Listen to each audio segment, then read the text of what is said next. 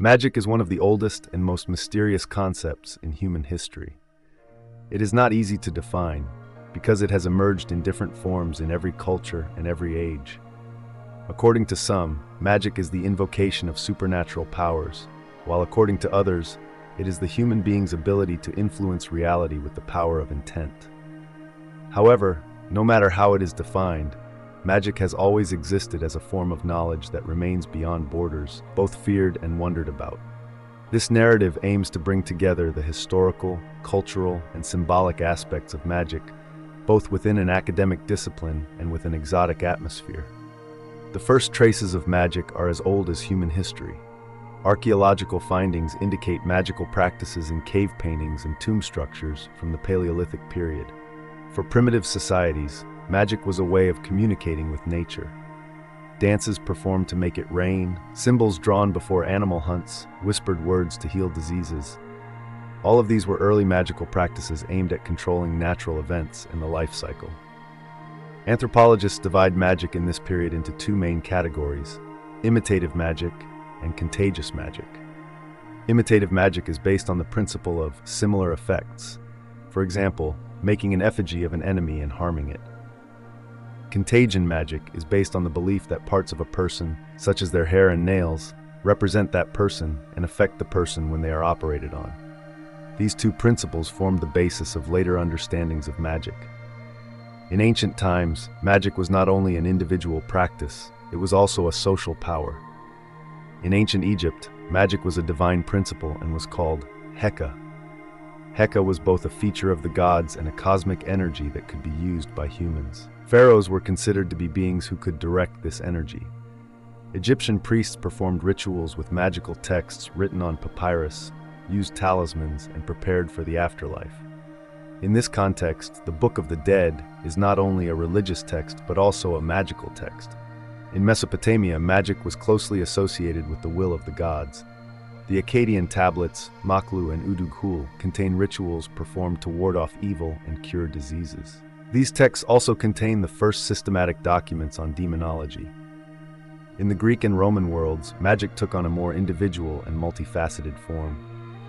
In ancient Greece, magicians called gos were figures who were both admired and excluded from society. In Homer's epics, magic was intertwined with the intervention of the gods. Later, in the Hellenistic period, especially in Alexandria, theurgy and alchemy developed together with Hermetic texts. In Rome, magic was generally prohibited by law, but was widely practiced among the people. Love spells and curse tablets in particular are characteristic examples of this period. During the Middle Ages, magic was stigmatized as a satanic act under the influence of Christianity. The Church viewed magic as going against God and collaborating with demons.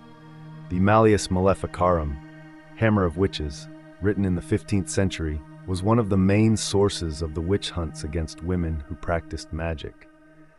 Thousands of women in Europe were tortured, burned, or exiled simply because they practiced herbal medicine or had traditional folk knowledge. During this period, magic was perceived not only as an individual's practice, but also as a political threat, because knowledge was considered dangerous when it could not be controlled. However, despite all this oppression, magical practices continued to exist among the people, and secret esoteric teachings were passed on in whispers. In Anatolia, Central Asia, the inner regions of Africa, and the Amazon forests of South America, magic was never completely suppressed. Every culture has shaped ways of living in harmony with nature with magical practices. Shamanism is a tradition that bridges the gap between magic and religion at this point. Shamans are seen as people who not only heal diseases, but also communicate with spirits. Voodoo in Africa, curandero traditions in Latin America, and Tantra rituals in India are examples of the cultural diversity and continuity of magic. In these practices, spiritual balance is achieved through prayers, dances, plants, and objects. Masks, animal symbols, and geometric patterns used in rituals also reveal the symbolic aspect of magic. Throughout history, the boundary between magic and religion has been blurred. Many religious practices have magical qualities. Prayers, sacred objects, pilgrimages, the use of amulets and talismans. These carry both religious and magical meanings. However, while magic is focused on individual intention and results, religion is centered on surrender and worship. This difference has sometimes caused magic to be rejected and sometimes melted into religious rules. In the Islamic world, although magic is considered forbidden, practices such as Ledun Ilmi, Esmail Husna ila Chekme, and Havas Ilmi are located between the line of magic and religion. Kabbalah, a Jewish mysticism, explains the principles of creation of the universe while also suggesting rituals for spiritual transformation. In Christianity, exorcism, and purification ceremonies with holy water carry magical effects. During the Renaissance and later, interest in secret teachings increased again in Europe, and disciplines such as Hermetic traditions, alchemy, Kabbalah, and astrology developed. In the 19th century, societies such as the Theosophical Society and the Hermetic Order of the Golden Dawn dealt with magic in a more systematic way. These groups turned magic into a kind of initiatory knowledge system by detailing the symbols, rituals, and stages of spiritual ascension. These teachings form the basis of Western occultism. Tarot cards, magic circles, elemental invocations, and communication with angels and demons are included in these systems. The Thelema doctrine, founded by Aleister Crowley in particular, has had a profound impact on modern understanding of magic. According to Crowley, magic is the scientific and artistic application of will. This definition considers magic not only as a supernatural phenomenon, but also as a psychological and metaphysical process.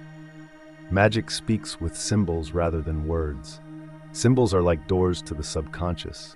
Although shapes such as the pentagram, Ankh, Ouroboros, Merkaba, evil eye beads, triangles, and circles have different meanings in different cultures, they are all thought to have a common power transfer.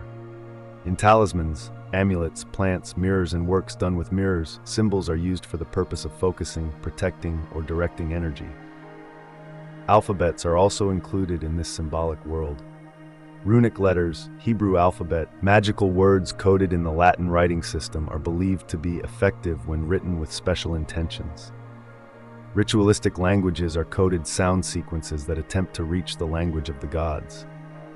Modern psychology interprets magic as an expression of the subconscious. Carl Jung sees magical symbols as products of the collective unconscious. The repetition of rituals puts the mind in a certain state. This can cause the person to transform themselves. Therefore, magic affects the person's inner world, not the outer world. From a sociological perspective, magic is a way of coping with uncertainty.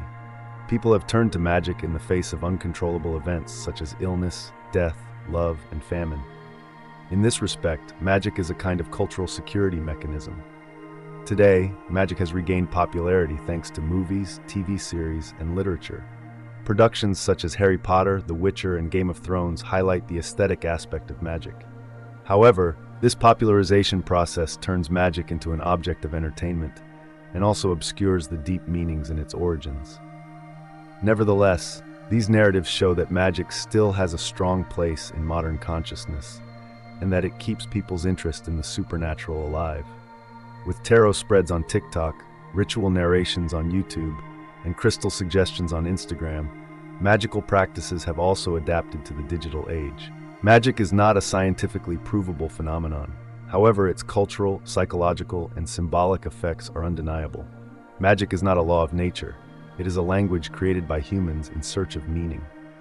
Symbols, rituals, and intentions come together in this language and make a person feel powerful, connected, and meaningful.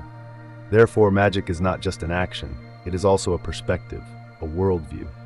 Dangerous for some, inspiring for others. But in any case, magic is one of humanity's hands reaching out to the unknown, and this hand has never completely withdrawn throughout history. And as always, we have come to the end of an episode where we open the doors to the unseen world. Thanks for watching, and see you in the next mystery.